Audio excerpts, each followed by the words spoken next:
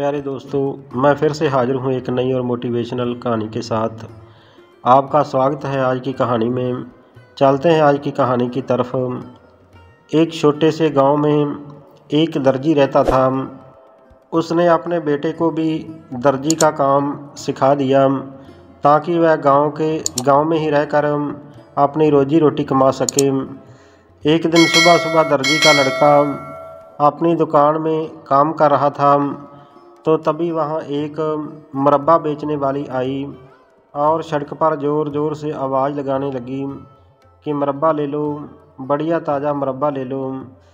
दर्जी के लड़के ने जब वह आवाज़ सुनी तो याद आया कि उसने तो अभी तक सुबह का नाश्ता भी नहीं किया। ज़रूरी काम ख़त्म करने की वजह से उसे सुबह सुबह दुकान पर आना पड़ा था। उसे अपने थैले में रखी हुई डबल रोटी की याद आई जो वह घर से चलते समय साथ लेकर आया था। उसने सोचा कि अब वह अपना नाश्ता ताज़ा और बढ़िया आंवले के मुरब्बे के साथ करेगा। मुरब्बा खाकर उसमें ताकत भी आएगी। तो इतना सोचकर उसने मुरब्बा बेचने वाली औरत को बुलाया। मुरब्बा बेचने वाली ने सोचा कि दर्जी का लड़का सुबह सुबह खूब सारा मुरब्बा खरीद लेगा, पर उस लड़के ने जब केवल 250 ग्राम मुरब्बा तोलने के लिए कहा तो उसे बहुत गुस्सा आया। मुरब्बा देकर और पैसे लेकर वह बड़बड़ाती हुई वहाँ से चल दी। दर्जी के लड़के ने मुरब्बे का एक आंवला निकालकर खा लिया और उसकी चाशनी डबल रोटी पर लगा दी। खाने का सामान एक प्लेट में रखकर वह अपने काम में जुट गया। जब उसे अपने खाने का ध्यान आया तो उसने देखा कि उसकी सारी ही प्लेट पर ढेर सारी मक्खियाँ बैठी हुई हैं। उसने मक्खियों को हाथ से उड़ाया, पर मक्खियाँ जरा सा उड़ीं और फिर प्लेट पर धावा बोल दिया। ये सब देखकर लड़के को बहुत ही गुस्सा आया। उसने अपने हाथ में लिए हुए सिलाई करने वाले कपड़े को अपनी प्लेट पर दे मारा। कुछ मक्खियाँ उड़ गईं और कुछ उसके कपड़े की चपेट में आकर मारी गईं। दर्जी के लड़के ने जब मरी हुई मक्खियों को गिना तो वो पूरी 7 मक्खियाँ थीं। वह अपनी बहादुरी पर बहुत ही खुश हुआ। उसने सोचा कि वह कितना बहादुर है, उसने एक ही वार में 7 को मार डाला है। उसे अपनी बहादुरी का काम अपने गांव वालों को ही नहीं बल्कि पूरे संसार को बताना चाहिए। ऐसा सोचकर उसने झट से कपड़े की 2 पट्टियां बनाई और उन पर लिखा कि एक ही वार में 7। तो एक पट्टी उसने अपने गले में डाल ली और दूसरी को अपने पेट पर बांध लिया तथा सिलाई का अपना काम छोड़कर अपनी दुकान में रखा हुआ पनीर का टुकड़ा लिया और छोटी चिड़िया जो कि पिंजरे में थी अपने हाथ में उठाई और दुकान बंद करके वह अपनी बहादुरी दिखाने के लिए अपने गांव से निकल पड़ा। वह अपनी बहादुरी पर इतना खुश था कि बहुत दूर तक पैदल चलने पर भी बिल्कुल नहीं थका। जंगल और खेत पार करने के बाद वह एक पहाड़ी से गुजर रहा था। वहीं पर उसे एक बहुत ही बड़े शरीर वाला आदमी बैठा हुआ दिखाई दिया। वह दर्जी तेजी से चलकर उस आदमी के पास पहुंचा और उसे अपनी कमर में बांधी हुई तथा गले में लटकी हुई पट्टी दिखाकर बोला कि तू ये पट्टी पढ़ सकता है तो तुझे पता लग जाएगा कि मैं कौन हूँ। वह आदमी उस नगर का पहलवान था। जब उसने पढ़ा कि एक ही वार में 7, तो उसने सोचा कि इसने ज़रूर ही एक वार में 7 आदमी मार दिए होंगे। पर उसके शरीर को देखकर पहलवान को लड़के की बात पर विश्वास नहीं हुआ। पहलवान ने एक पत्थर उठाया और उसने 2 टुकड़े कर दिए। फिर इस लड़के के हाथ में एक पत्थर देकर उसने 2 टुकड़े करने के लिए कहा।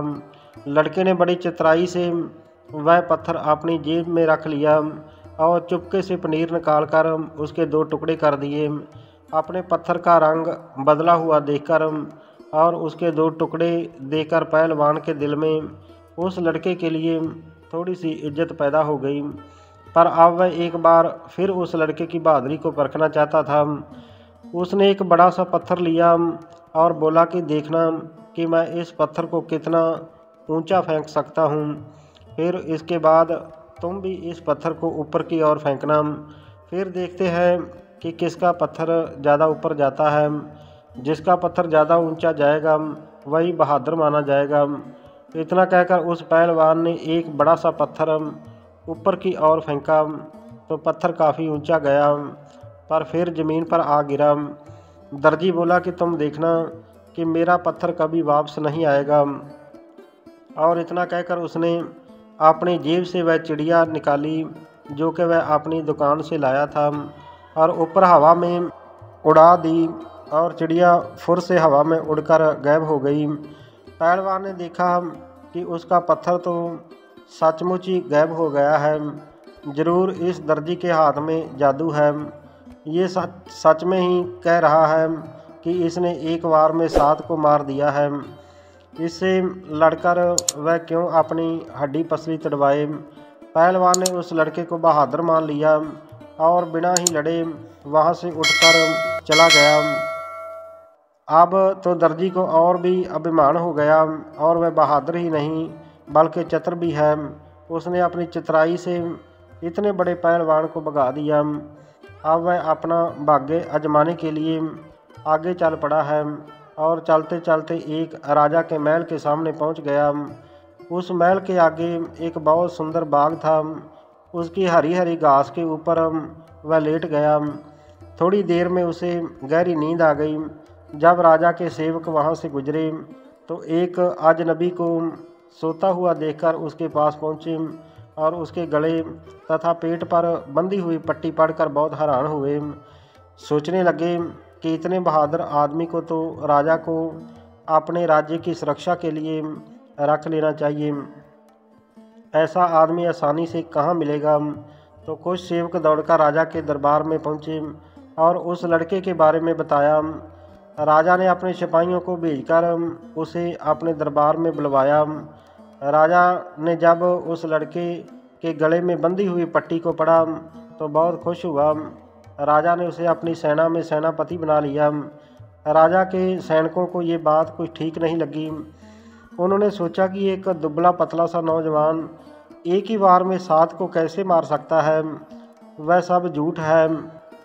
सेना का जो पहले वाला सेनापति था इस निर्णय से बहुत ही नाराज था पर उस नए सेनापति से झगड़ा मोल लेने के लिए वह तैयार नहीं था कि अकेला ही 7 को मार सकता है तो वह अकेले आदमी को यूं ही मसल कर रख देगा। उस सेनापति ने अपने सभी विश्वसनीय साथियों को बुलाया और उस सब से सलाह की कि नए सेनापति से कैसे छुटकारा पाया जाए। राजा की सेना के कुछ प्रमुख लोग राजा के पास पहुँचे और उन्हें अपनी नाराज़गी बताई। राजा को ये जानकर बहुत दुख हुआ कि उसके पुराने विश्वसनीय सैनिक उस एक नए सेनापति के अधीन काम करना नहीं चाहते हैं। उससे तो अच्छा है कि उस नए सेनापति को ही इस पद से हटा दिया जाए। पर उस दर्जी की बहादुरी के कारण राजा भी उससे दुश्मनी मोल नहीं लेना चाहता था। उसने दरबार के अन्य लोगों से सलाह की और फिर अंत में उससे छुटकारा पाने की तरकीब निकाली। तो उसने नए सेनापति के पास संदेश भेज दिया कि अगर वह सेनापति बनना चाहता है तो उसे अपनी बहादुरी की परीक्षा देनी होगी। इस समय उसके राज्य में 2 भयंकर राक्षस चारों ओर उत्पात मचा रहे हैं। आम जनता का जीवन दुर्भर हो गया है। अगर वह उन दोनों राक्षसों को मार देता है तो उसका विवाह वो अपनी बेटी के साथ कर देगा और साथ में उसे आधा राज्य भी मिलेगा। उन दोनों राक्षसों को मारने के लिए वह कोई सिपाही भी अपने साथ ले जा सकता है। लड़का राजा की शर्त मान गया और बोला कि मुझे सिपाहियों की कोई ज़रूरत नहीं है। मैं एक ही वार में 7 को ख़त्म कर सकता हूँ तो वो केवल 2 हैं। तो इन दोनों से मुझे कोई भी डर नहीं है। इतना कहकर वह तलवार लेकर राक्षसों को मारने के लिए निकल पड़ा।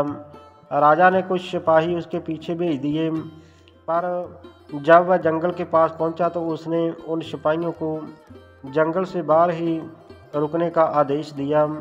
तो स्वयं जंगल के अंदर घुस गया। वहां उसने चारों तरफ देखा तो उसे एक विशाल पेड़ के नीचे 2 राक्षस सोते हुए दिखाई दिए। उन दोनों के खराटे इतने भयंकर थे कि आसपास के जानवर भी उनसे उनके डर के मारे इधर उधर भाग रहे थे। दर्जी को एक तरकीब सूझी। उसने कुछ मोटे मोटे पत्थर उठाकर अपनी जेब में भर लिए और फिर उस पेड़ के ऊपर चढ़ गया जिसके नीचे दोनों राक्षस सोए हुए थे।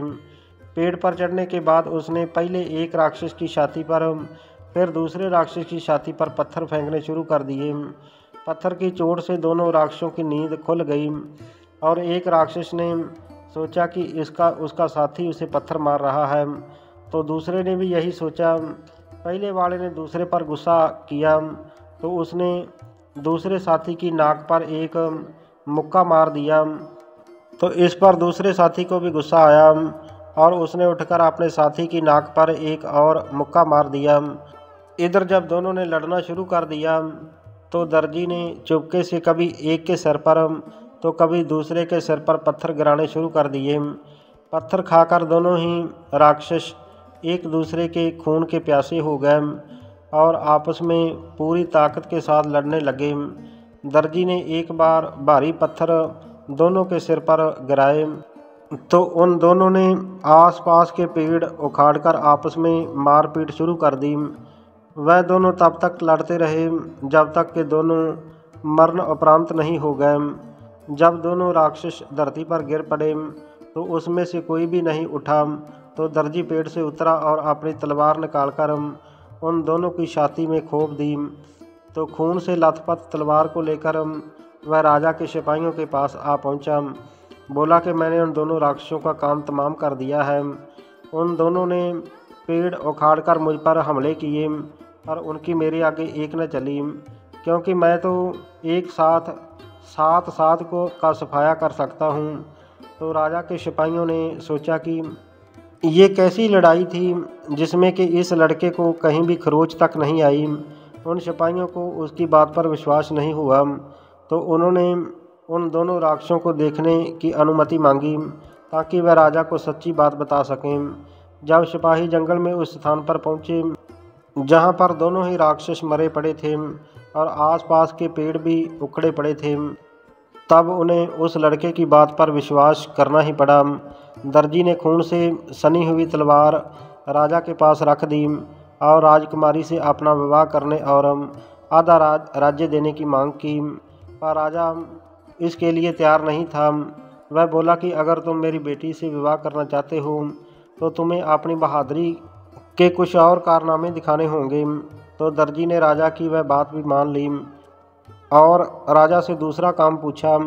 राजा बोला कि इस राज्य के पूर्व के जंगल में एक जंगली भैंसा कहीं से घुस आया है जिसने कई आदमियों को अपने सींगों से घायल कर दिया है और सब खेती को नष्ट कर दिया है। अगर तुम उसको मार डालो तो मैं अपनी बेटी से तुम्हारा विवाह करने की सोचूंगा। दर्जी इस काम के लिए भी झट से तैयार हो गया, क्योंकि उसे अपनी चतुराई पर पूरा ही भरोसा था। एक बहुत मोटी सारी रस्सी और एक कुल्हाड़ी लेकर वह जंगल की ओर चल पड़ा। जंगल में उसे दूर से एक भयंकर भैंसा अपनी ओर आता हुआ दिखाई दिया। वह वहीं एक पेड़ के सामने खड़ा हो गया। जैसे ही भैंसा उसकी ओर आया तो वह तेज़ी से छलांग मारकर उस पेड़ के पीछे छुप गया। भैंसे के दोनों सींग पेड़ के तने में फंस गए, क्योंकि भैंसा पूरे जोर से उस दर्जी की तरफ झपटा था। अंत बहुत ही कोशिश करने पर भी वह अपने दोनों सींगों को पेड़ के तने से नहीं निकाल सका। दर्जी ने झट से उस जंगली भैंसे को गले में मोटा सा रस्सा डाल दिया और कुल्हाड़ी से पेड़ के तने को छीलकर उसके सींग निकाल दिए। फिर भैंसे के पैरों में बांध दिया और उसे घसीटकर राजा के सामने पेश कर दिया। राजा उस लड़के को भयंकर भैंसे के साथ देखकर हैरान रह गया। उसे महसूस हुआ कि इस लड़के से पीछा छुड़वाना आसान नहीं है। इस बार लड़के ने फिर राजकुमारी से अपना विवाह करने की मांग की और आधा राज्य भी मांगा। राजा ने उसे छुटकारा पाने के लिए फिर बहाना ढूंढना शुरू कर दिया। वह बोला कि ठीक है, अभी एक काम और बाकी है। अगर तुम इसे पूरा कर दोगे तो मैं तुम्हारा विवाह अपनी बेटी से ज़रूर कर दूंगा, तुम्हें आधा राज भी दे दूंगा। तो लड़के ने उस राजा से काम पूछा। तो राजा बोला कि मेरे राज्य में पश्चिमी भाग में एक भयंकर जंगली सूअर रहता है अगर तुम उस सूअर को मार डालोगे तो तुम्हारा विवाह अपनी बेटी से अवश्य ही कर दूंगा।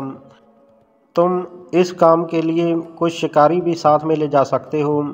दर्जी ने कुछ शिकारी अपने साथ लिए और खुद एक तलवार लेकर जंगली सूअर को पकड़ने चल पड़ा। जंगल में घुसने से पहले उसने उन शिकारियों को जंगल के बाहर उसकी प्रतीक्षा करने के लिए कहा। खुद अपनी तलवार लेकर जंगल के अंदर चला गया।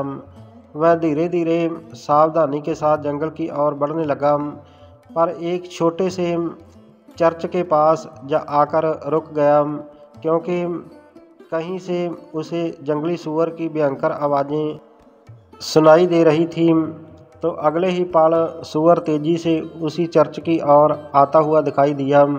उसे देखकर वह जोर से चीखा और फिर चीं-चीं करता हुआ उसकी ओर लपका।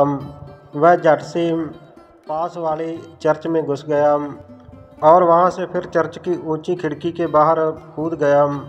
तो उसका पीछा करते करते जंगली सूअर भी चर्च में घुस गया, पर वहां उसे दर्जी नहीं मिला।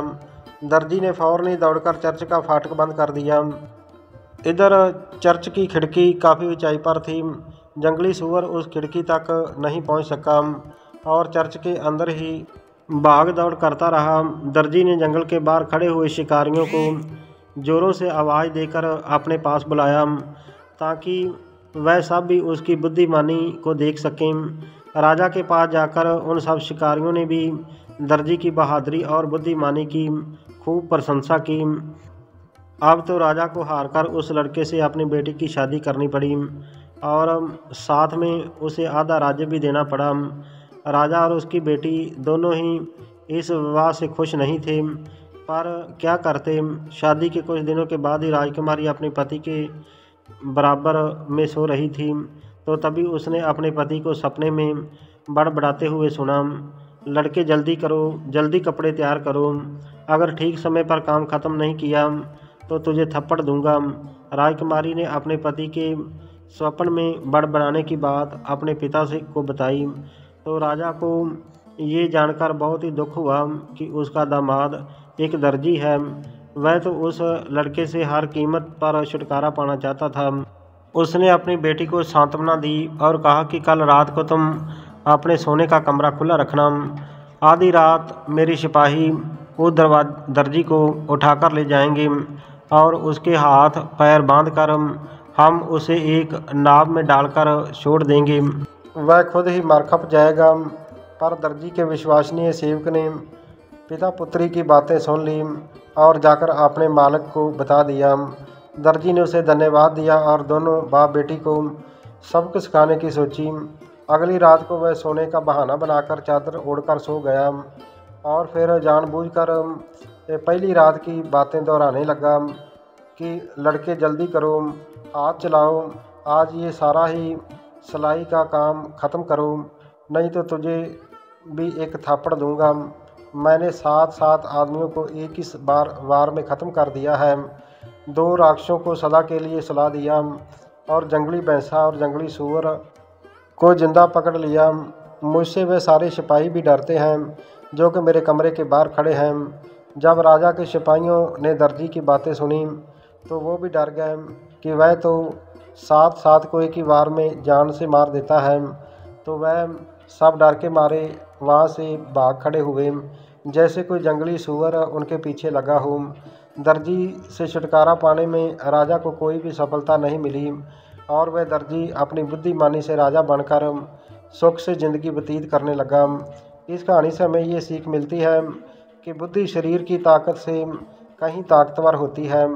बुद्धि से बड़ी मुश्किल को भी टाला जा सकता है। अगर आज की कहानी पसंद आई हो तो कृपया मेरे चैनल को सब्सक्राइब जरूर कर देना। हमेशा अच्छा सोचो, अच्छा करो, खुश रहो। वंदे मातरम। जय भारत।